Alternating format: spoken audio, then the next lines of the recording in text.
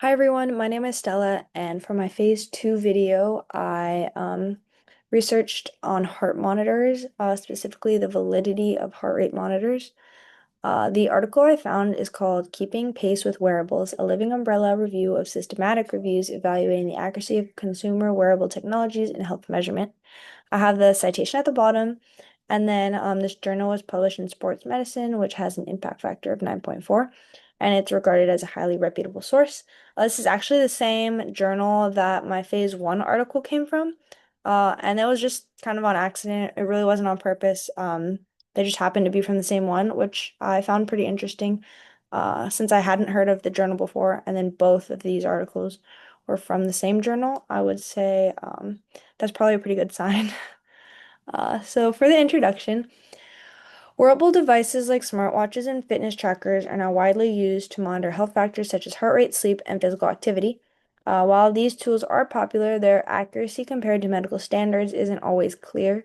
The article reviews findings from other systematic reviews and shows that some measures like heart rate and arrhythmia detection are fairly accurate, while others like energy use and sleep tracking are less reliable. The purpose of this study was to bring together research on how accurate consumer wearables are. It aims to show what these devices measure well and where they fall short, and then how research can keep up with new technologies. This can help doctors, researchers, and everyday users better understand how useful wearables are really for health monitoring.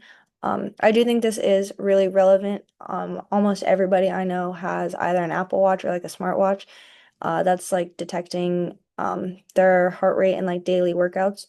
So I think this is a really good topic now, especially this article does talk about how technology does advance. Um, and so then I think this research can be really useful. For my methods, it's pretty similar to my last one as well.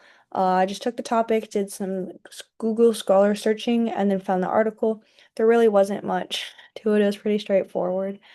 It was one of the first articles that I like skimmed through kind of, and it was one that I liked the topic of. So for the results, this is just like the first graphic I have. It's the total number of articles that are screened, where they came from, and then which ones that they assess for eligibility and which ones they use in the review, and how they kind of like went from the biggest number like to screening each one and getting the ones that they really wanted.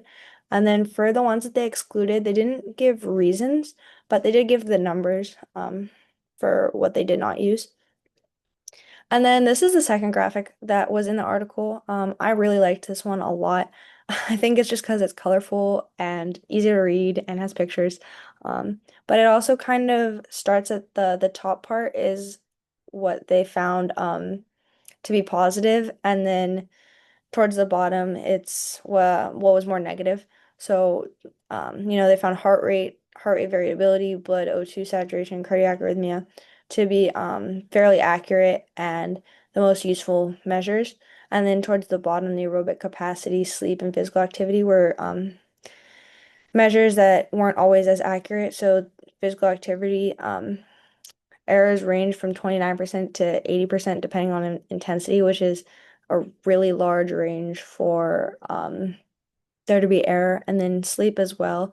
They overestimate sleep time by more than 10%, and underestimate sleep onset latency with errors ranging from 12 to 180%. So that's a very large amount of discrepancy. But then heart rate, the mean absolute percentage error rate was approximately plus or minus 3%. So within 3%, it was it was accurate. So I would say that that is, very accurate or very reliable. And then also blood O2 saturation, the mean absolute differences is only up to 2.2%. So it's definitely a big difference than 29 to 80% in the physical activity. So the conclusions from the article.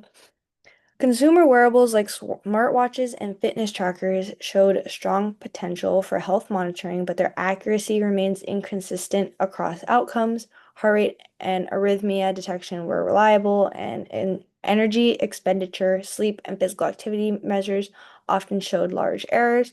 only a small fraction of devices and biometric outcomes have been validated, which leaves major gaps in evidence.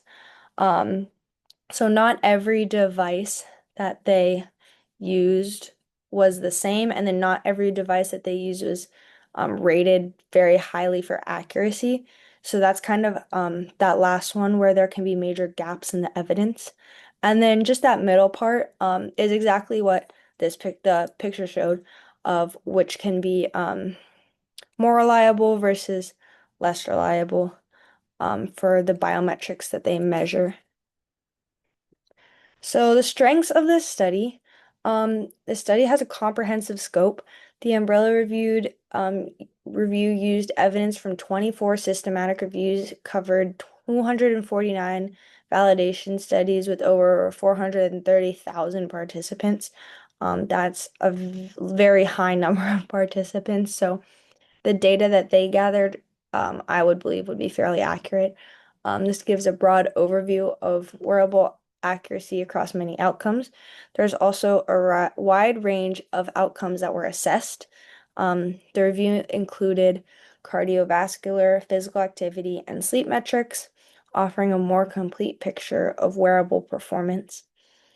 And then finally, there is relevance to multiple audiences. The findings are useful for researchers, clinicians, and consumers, making the review broadly applicable.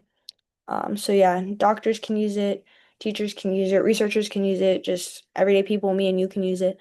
Um, so it does make the research applicable to almost every person's daily life. Some weaknesses of the study. There are large differences in study designs, devices, and populations and outcome measures that would make it hard to draw unified conclusions. So, while I would say that each study does bring something to the table, just because they're so different, it is hard to bring them all together. There's a limit on, or there is limited device validation. Only about 11% of consumer wearables and 3.5% of possible biometric outcomes have been validated. So that percentage isn't very high. We're not even at like a quarter. So that is something to take into consideration. This can mean that the evidence may not be fully accurate. There was variable review in quality of the tech. Many reviews were rated as low or moderate quality, which limits the reliability of the overall conclusions. And then finally, there is a rapid technological change. Devices and software evolve faster than academic studies can validate, so even current findings risk becoming outdated quickly. This study is from 2024, but the chances of, how long it takes to write the study, from what they used to what they wrote to me, me reading it now, the evidence might not be accurate. And they could be working with like smartwatches or heart rate monitors that are like a few years old and they can already be vastly different in 2025. So that is something to think about. But overall, I did really like this study. I think it gave a good general insight to what can be accurate and then what might not be accurate in heart rate monitoring, especially for people that use it daily. And yeah, thank you.